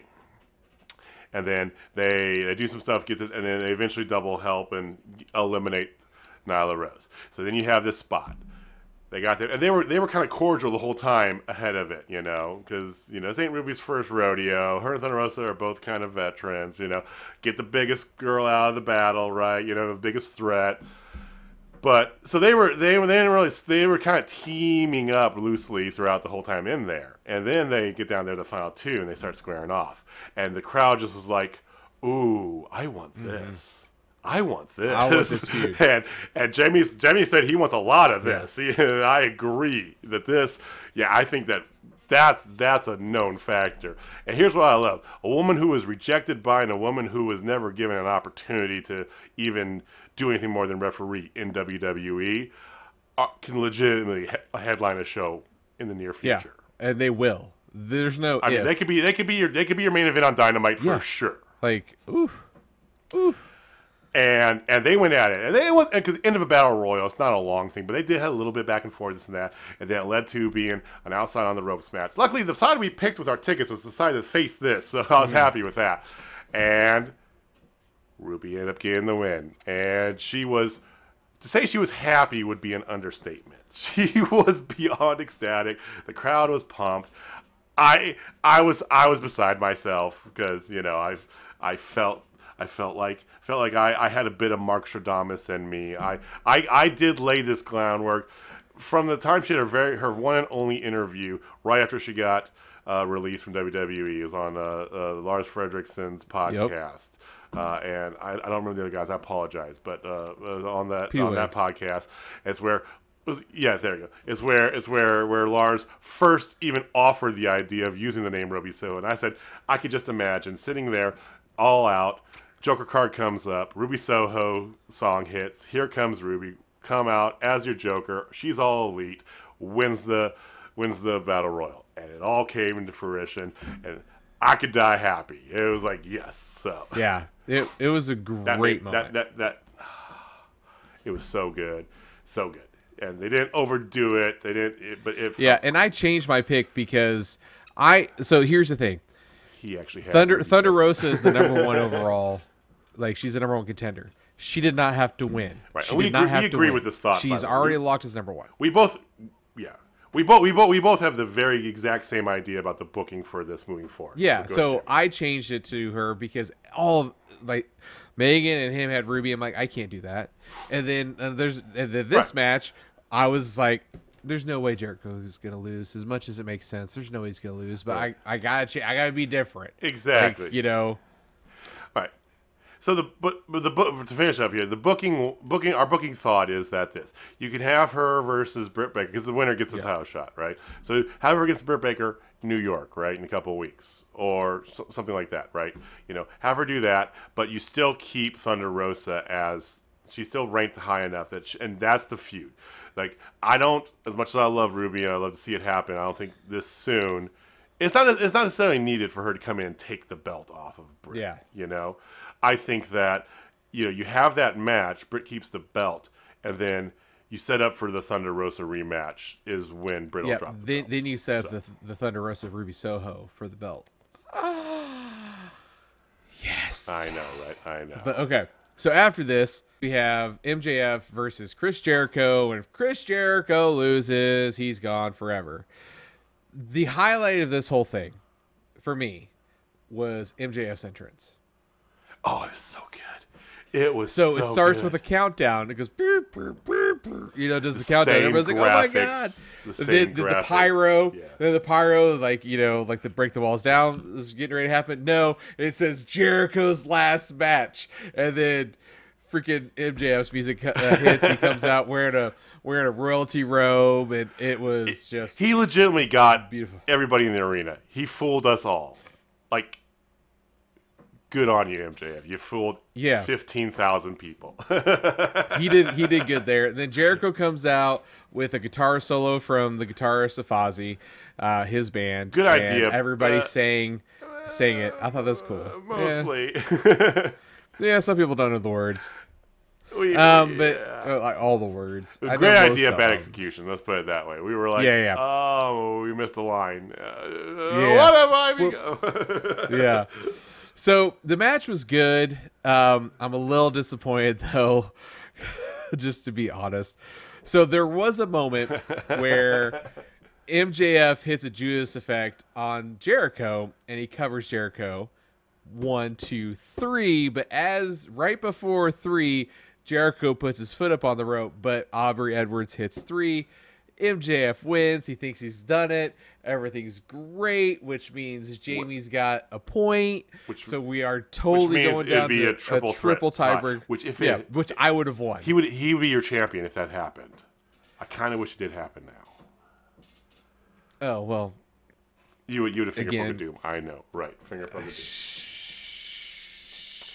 Well, and we all were just like, wait, no, he had his foot. Wait, like everybody was just like, what? Yeah. So there's another ref that was out there because he was stopping. I forgot one. It was one Wardlow of the came pinnacle. out. Wardlow came out, met by Hagar, and he was escorting them back, right? Yeah. So he happened to be out there when this happened, and they like, no, the foot was on there. This match will continue. The match continues, and Jericho gets freaking MJF up and over. Well, he does the walls first.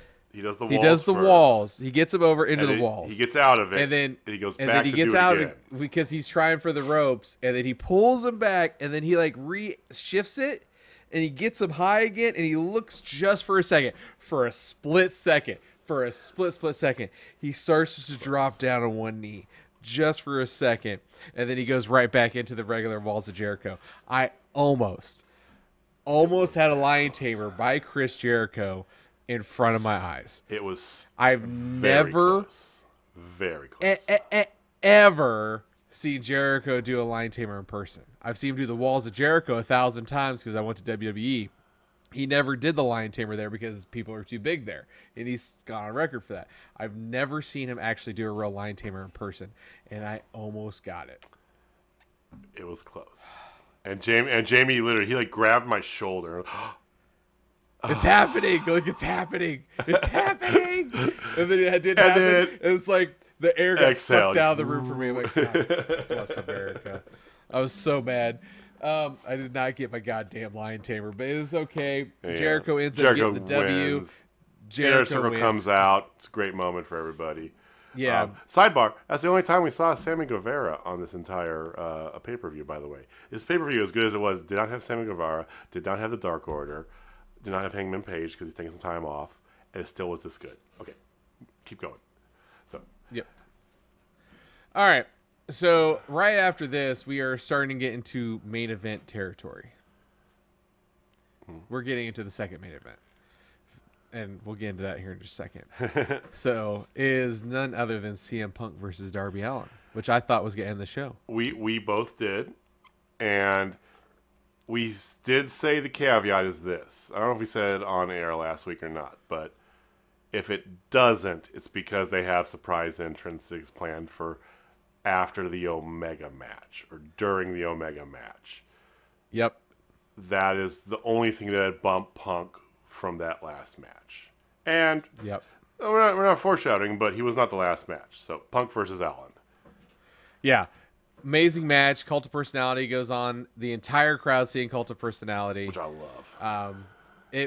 Darby Allin, I mean, I think this is the first time ever Darby Allin's going in and people are booing him. Like, he is definitely not the face of the situation. I mean, and he kind of played up to it. And I will have to say, the doubts I had, the worry I had about ring rust for one CM Punk was wiped away in the first 3 minutes of the match. Yeah. He looked like he's been there and never left. Technical. The only weird thing about the entire match, the weirdest thing for me, was seeing CM Punk wear pants instead of just trunks. It was odd. You know what I mean? It was a weird look. I've never seen him wear anything other than trunks. Yeah, it's just weird. It Ring just of Honor, felt uncomfortable. Yeah, which whatever. That's a minor thing. You can get over it. But it was weird. I got over it quick. It was a great match. It had everything you want. It had a suicide dive by Darby out on the outside. Darby tried to kill himself twice. I mean, yeah, we had to go to sleep where Darby fell out through the ropes. That looked amazing. You had everything you wanted. Of course, we automatically know what's going to happen. CM Punk took a bunch of bumps too. A bunch. Which I think that impressed me more. Yes, his moveset was not as in-depth as maybe some would have liked to have seen it. You know, he did a lot of technical things, though. He did a lot of holds and stuff, which kind of fit the bill of, if you think about, for a man of his age who's been out of wrestling, doing MMA, not successfully, but doing MMA, you know, he had a lot more holds and grapples and stuff like that nature.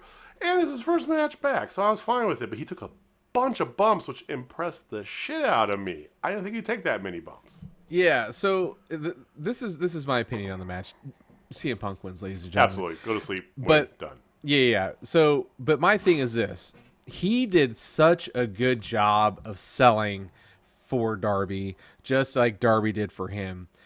Darby lost nothing from this match. No. I think that's the thing. I think that is the most important thing about this whole match for me, is he still put over the young talent even with the W, Right. because he definitely made sure Darby looked strong.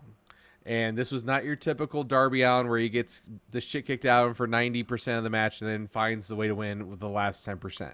No, not at all. It was definitely more of a 50-50 style. You can definitely see CM Punk's fingers in it of how this match should go, because it felt like an old CM Punk match to me. And he did a hell of a job making sure Darby didn't get buried.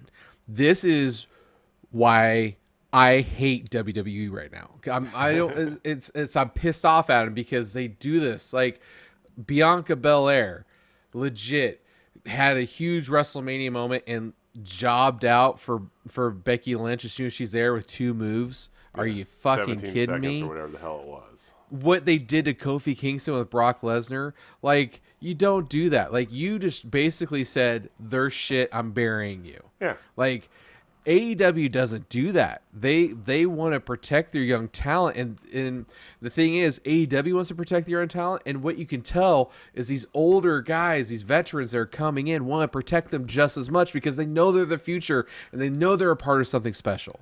Well, and yeah. Oh my God, and it bonds to kind of like saying what, you know, like everybody's like the feel, like, okay, I swear I'm not gonna take everything and turn it back to Ruby Soho, but part of the you can watch it on YouTube, but they have I asked about this yesterday. The post media thing is on YouTube.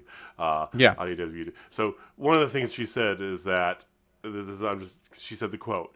Okay, so stop yelling at me in the comments. Is that immediately when she walked out there, she felt at home. And I think that's kind of everybody that comes over, especially people that come over that may have already had a name or have been somewhere else or doing whatever. It's like they always talk about the family atmosphere. Not everybody's, you know, kind of in it for everybody else. And I made mention about Leva Bates, you know, who's kind of been doing more backstage stuff instead of being in front of the camera, because how we put on productions. And you have Jericho doing a big stage.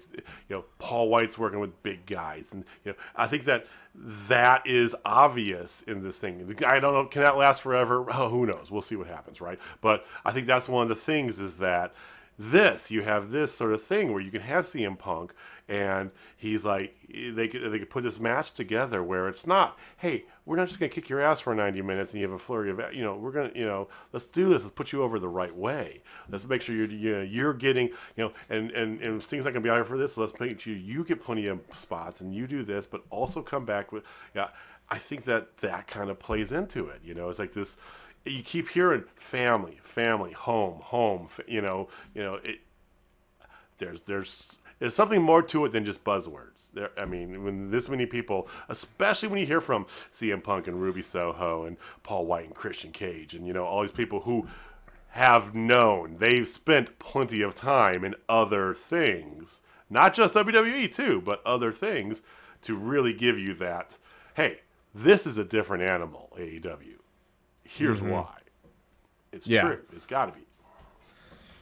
So, yeah. And moving on to the next match. This match, fun fact, ladies and gentlemen, they didn't know if they were going to have time for this match. So they were really nervous, AEW was, that they weren't going to have enough time. Like, they were going to run long. They were run too long. And the one match that they were going to cut was Paul White versus QT Marshall, because that was the easiest one to That was a sacrificial match if they needed it. Yeah. So, but they were able to have it, and they had it between this and the Omega match, and smart. It made so much sense because you had this big emotional Chicago moment with CM Punk winning in front of his home crowd, and then you have this, which it was a fun match. I happened to go pee when this happened, and so I missed the whole thing. It was a short match. It was perfect for what it was. It was a palate cleanser that we actually didn't know, but we needed, Because everything up to this point, like you talked about it on the Women's Battle Royal, you roll right from the Young Bucks into the Battle Royal, then you roll right into Jericho, and then you're right, just like, it's like, I gotta go pee. I want to get a smoke. Can I get a drink of water? It's like, can I get just a breather for a second? No. So this was that breather if you needed it, but it also was objectively not bad for what it was. It was short. It was quick. It put Paul over nice. It was comedy bits. It didn't really do any damage to the Marshall and the Factory. They are pretty much what they are already. So it was good and fun. They took the bumps well. They did the stuff, and Paul White got the win with the choke slam. A good looking choke slam, no less. At his age. Wow. Congratulations to QT Marshall for selling the fuck out of it because it looked good. And gets the win. Hey, and then walks right out, does lollygag around and gets you ready for Christian Cage versus Kenny Omega. Oh, this match was a prototypical Kenny Omega match. Like 1000%. Oh my God. It was just, you look up Kenny Omega match, this is what it is. Like every single time. Christian looked phenomenal. I will give him props as much shit as I gave him when he first came in because he made that fatal mistake of picking up the belt on day 2 of him being there. That really pissed me off because there were so many young talent that deserved to pick up the belt first. I have moved on. I am no longer holding the grudge. We're past it. We're past it. We're good. We're well past it, and he showed out. He looked great. He did something that you perked up very acutely for too.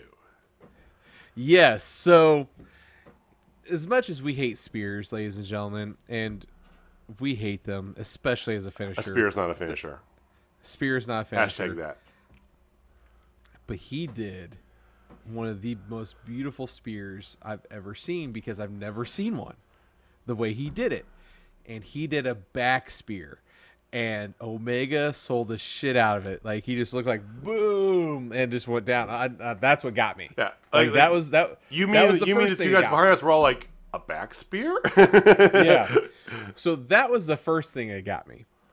The second thing, he almost made Jamie a very, very, very, very, very, very, very happy boy. He did what I am coining as the clover tamer. Okay. Because he did a clover leaf where it's, you make the 4 with the legs and then you usually sit over into like a Boston crab. It's a D. Or you hang them up straight up and down. Yeah. D. Malenko is the master of the Texas clover leaf is what it's also called. Well, the way he does it is he picks them up and he rotates them and then he puts his knee in the back just like a lion tamer. So it gave me half of my favorite move. I mean, I don't remember him doing it like that. I usually see him just do a regular clover leaf, like a sit down. Yeah. Boston. I was like, huh. Maybe it's a clover tamer, or is it a Toronto clover leaf instead of a Texas clover leaf? Nope, clover tamer. Okay, all right, well, it's a clover tamer. Touche. You need to tweet a question that, but. It was the closest Jamie's got to see a live lion tamer to date. So I'm still holding out hope on Dallas Cade at this point because I know that Jeremy Wyatt will never do one. But anyway, the match was amazing. Good stuff. Omega wins. Okay, good stuff. Omega wins. He does a one-winged angel from the top rope. It was sick. It looked good. It was sick. So right after that, Omega starts cutting a promo. I'm the best there is. Like, I've beat everybody. There's nobody, no one who can face me. Everybody who can face me is either dead. I've already beaten them. They're already not here, or they're dead.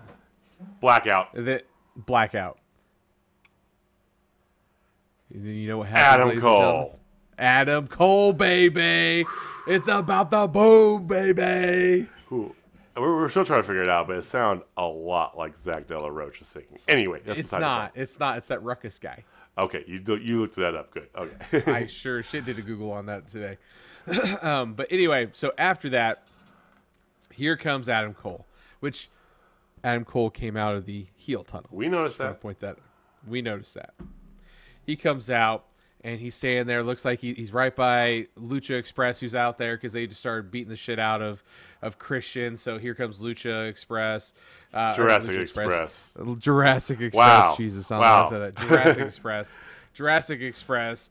To try to come make the save of Christian. All right, they'll get beat up. Yeah.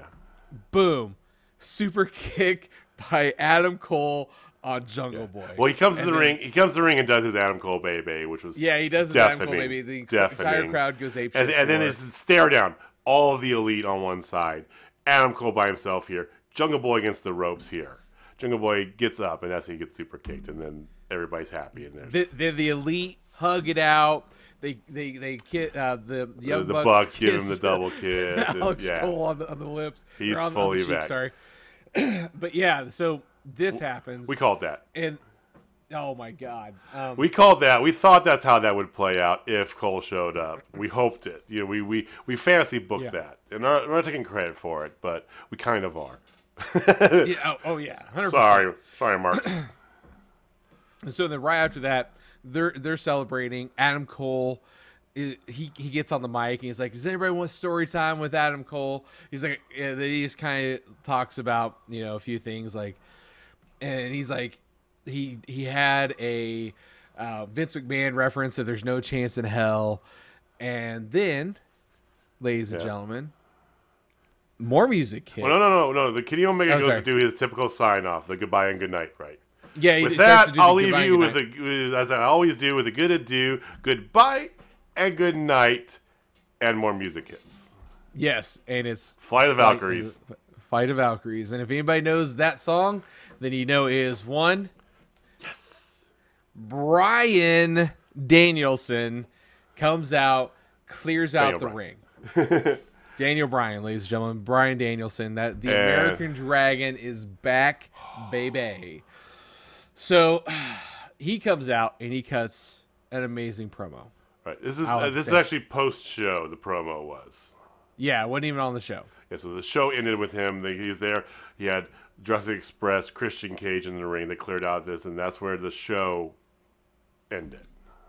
Yep. But for us in the arena, we got promo goodness. we got promo amazingness. Like he was very happy. He's like, I left someplace I loved. I know I'm gonna get booze for this, but I loved where I used to work, but I still left, and that's when people got happy. He's like, I left for 3 reasons, and number 1 was all the talent that AEW has. Right. It's like that's amazing. And then JJ, do you remember number 2?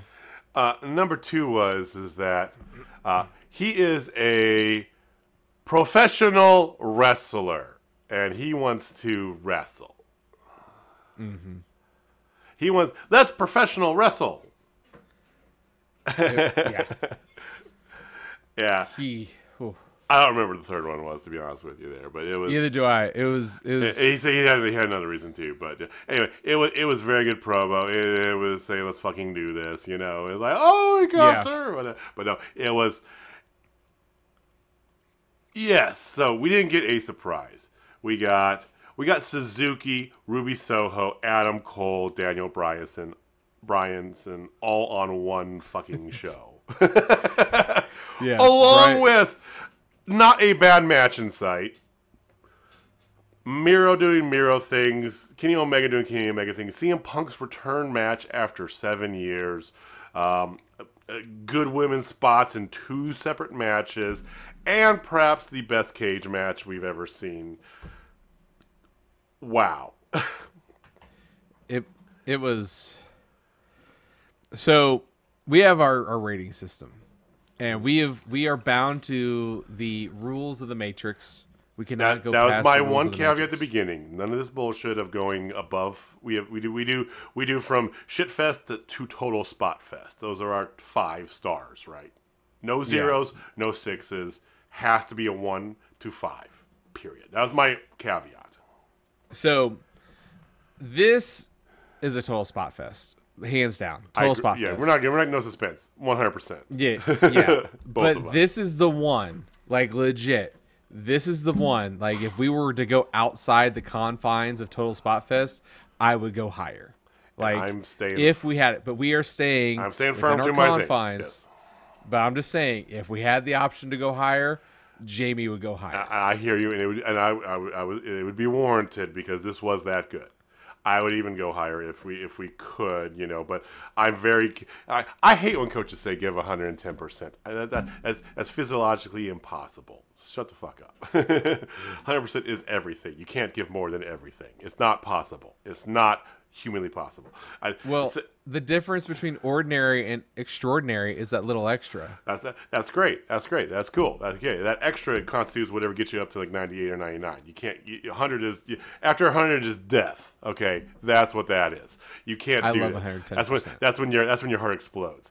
I hate that. I hate when like I remember in high school there were kids that was like, "What's your GPA?" 4.7. You can't get a 4.7. It's a 4.0 scale. How do you get above what you can get? It's just like my brain doesn't compute it. Maybe They're weighted differently. That's my which side is the mathematical side? Left? I don't know that, but that's that side of the brain just rounding it out like you just doesn't fucking divide by 0 and you can't anyway. So. This is the highest total spot fest it can be because this is the highest mark show ever. Mm-hmm. So it was the best show. Before we reveal our Journey Pro location to all of our listeners, thank you for sticking with us. I know we went through a lot, but we had to share everything that went on this week. It was great, right?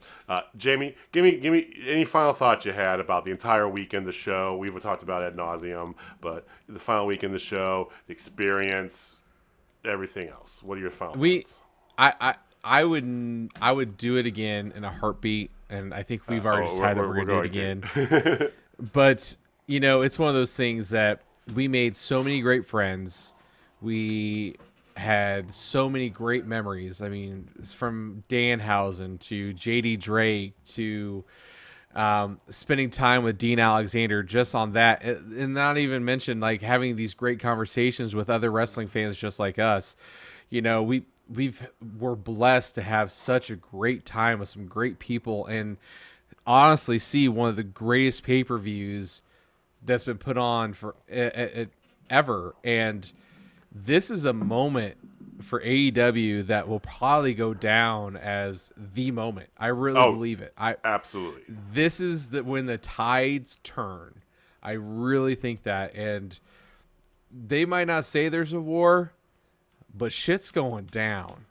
And the game has completely changed. Jericho said that. The game changed.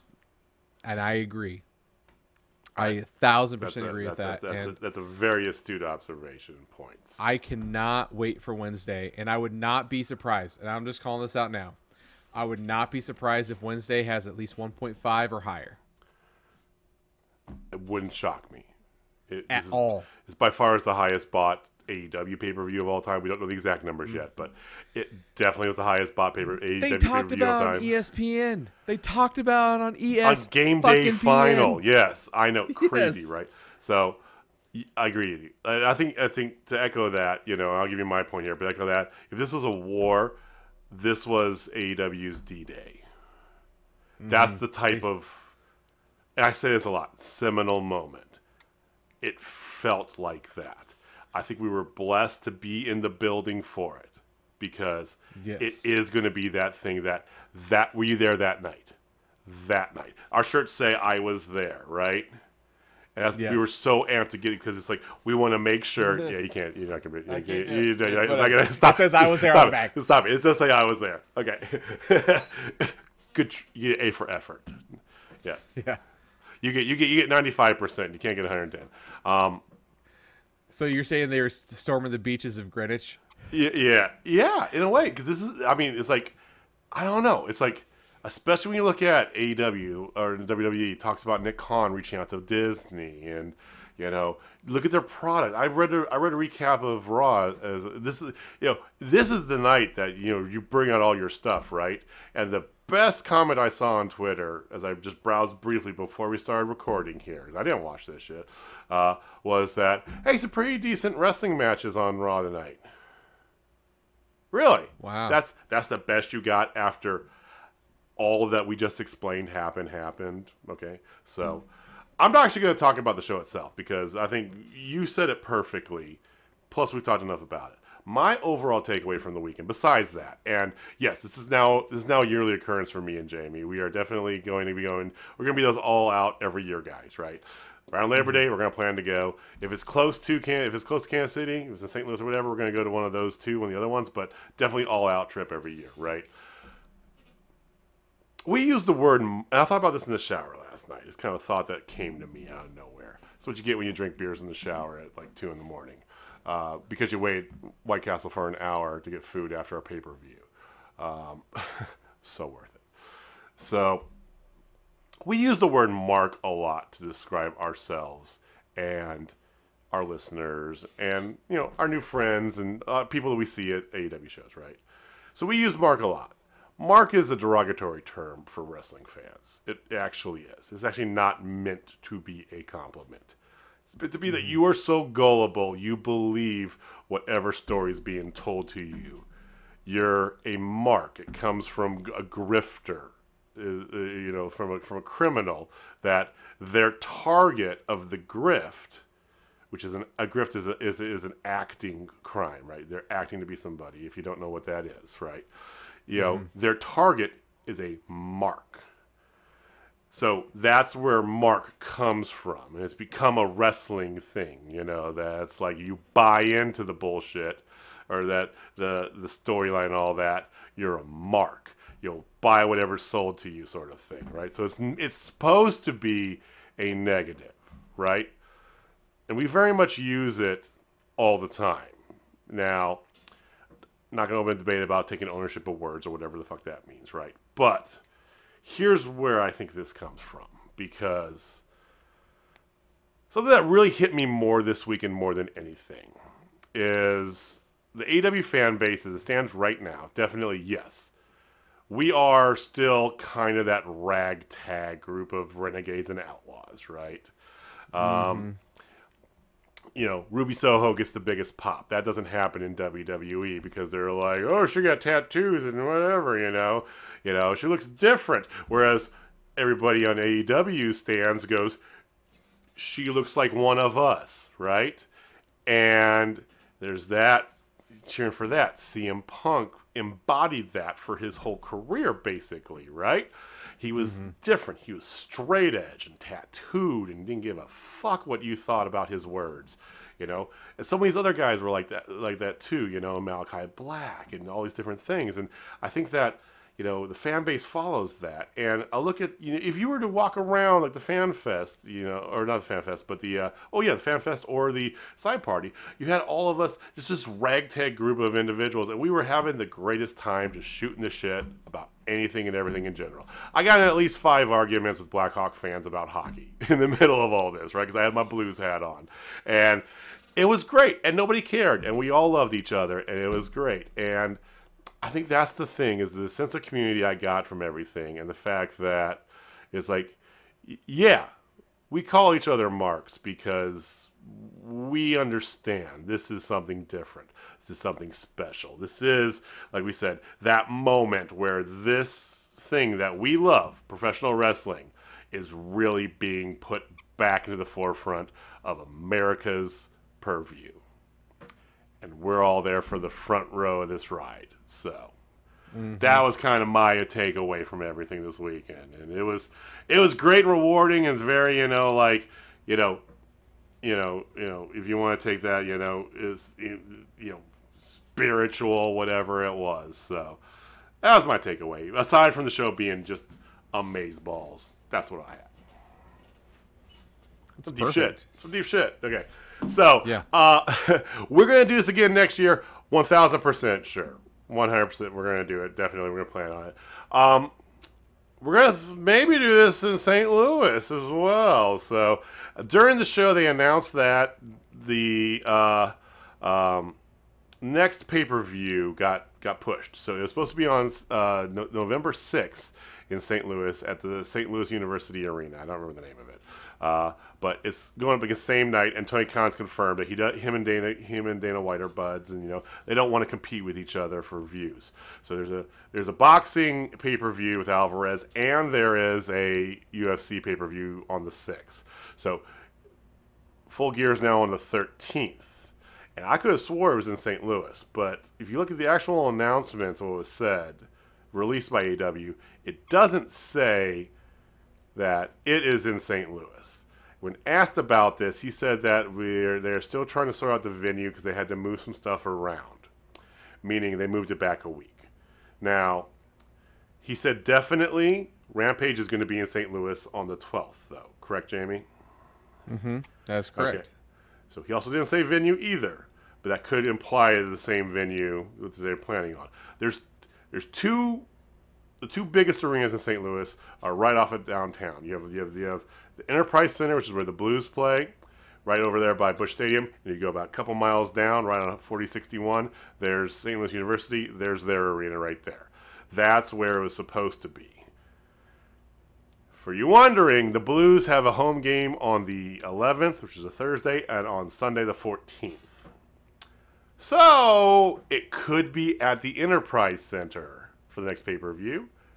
Or, Jamie's got a Mark Stradamus prediction that he wants to share with the world at this time about what he thinks is going to happen with the Full Gear booking, being that it didn't specifically say where it was going to be. So, this is just wishful thinking. I'm the king of wishful thinking. It really is. It really is.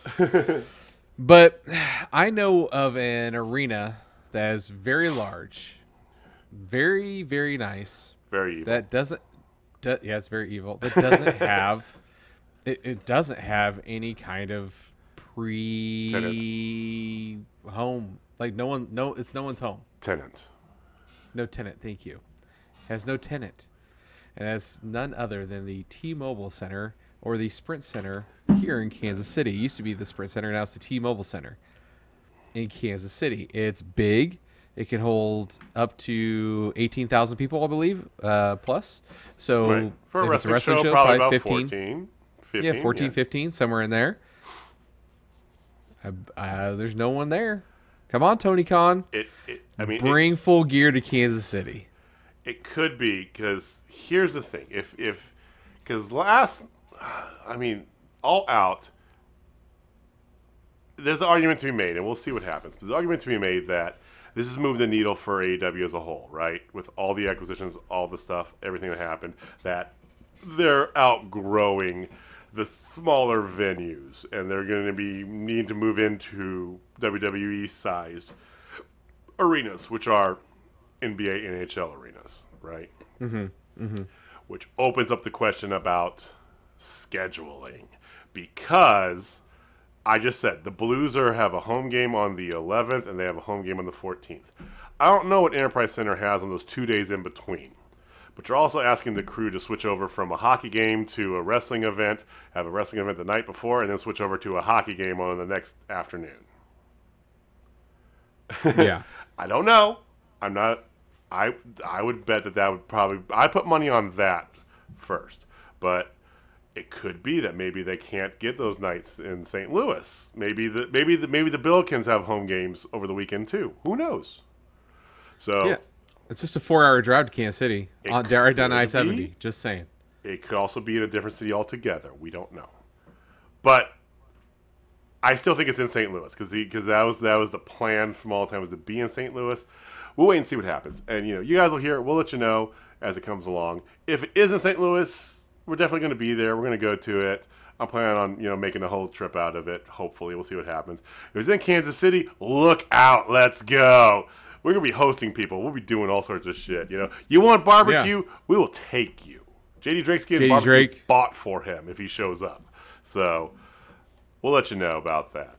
We won't let you know about something else very special, though. Jamie has in front of him the official decoded communication for Journey Pro KC's next show.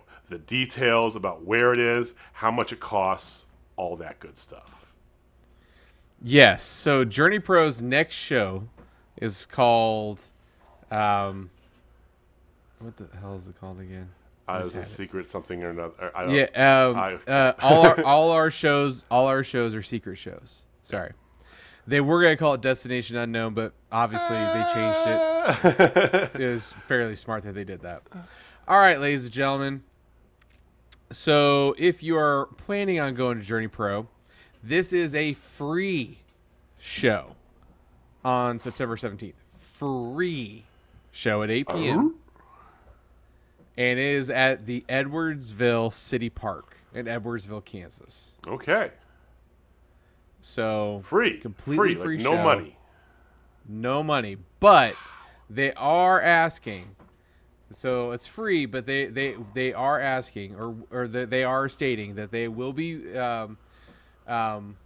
accepting donations, and all the proceeds will go to the Wyandotte Mental Health Services. All right. Well, or Behavioral Health Network. Sorry, hey, Behavioral Health. Behavioral Health Network. Okay, touche. A worthy cause, especially considering this past week in wrestling. Rest in peace, Daphne. Yeah, we were really worried about it on our We were last really show. bummed about that. That really hit us hard. But that's wonderful. If you're gonna go to this show, you don't buck up. You better not show your face to me, because I'll give $5, give something, give 10, give $20. Who cares, right? Give a little bit of coin. It's okay. It's a free wrestling show. Hey, that's amazing. Okay, so yeah. Edwardsville. On the 17th, and they're also doing a show on the 18th. Right, the 18th is at the Fall Festival. Fair. Yeah, the Fall Festival, which I think is right there too. But so 17th is at 8 p.m. at Edwardsville. What now? Kansas City Park, Edwardsville City Park. City Park. There we go. That's the location. Kansas. Okay, all right. Edwardsville, the city. I need to know where. 1200 Blake Street. So. Okay, all right. We are not posting this, and if you are hearing this, please do not post it, but you officially know so you can spread the word as well. So Edwardsville City Park, 1200 Blake Street in Edwardsville, Kansas, 66111. Google that, get your butt there. It's at 8 p.m. It's going to be a beautiful late summer, early autumn night. Should be about, 70, 65, hopefully. Depending on, who knows. It's September in Kansas. It could be anything. But it should not be stupid hot. Yes. Thank God. So we look forward to seeing you guys there. We'll have a lot more talking about that coming up here soon. We're still trying to lock down some interviews and stuff going on here. So please be on the lookout for that. We will be back on Thursday. I know we ran long tonight. Apologies. Thank you for sticking around to the end. We do appreciate it. If you like what you saw, give it a like down below. Give it a subscribe if you want to hear more. Give us a comment down below. What did you think of All Out? Did you watch All Out? If I see a no down there, I'm going to stick Jamie on you. But what did you think about All Out? What was your favorite match? What did you mark out on the most? Do you think anything could have been improved? Let us know. Give us a comment or give us a tweet at Total Spot Fest. We will be back on Thursday, talk about the fallout from All Out on Dynamite, as well as whatever else is going on around town here. And then next week we'll get back to our regular schedule. We'll bring in some Impact. We'll talk about some other stuff. And we will see you guys in Edwardsville on the 17th. And Jamie on the 18th. I'm not going on Saturday, unfortunately, but we will definitely see you for our next Journey Pro show. And hopefully by then we have an answer on Full Gear. I'm really interested to know now. Now that I've got seeds of doubt and just, I don't know. Hey, because if it's in Kansas City, let's go. All right. So, Thank you for watching. Thank you for listening. We do appreciate it. Jamie, why don't you take us home? All right, ladies and gentlemen, if you're not down with Total Spot Fest, I have 4 words for you. Wrestling is back, baby. Woo! All right, guys. See you next time. Peace.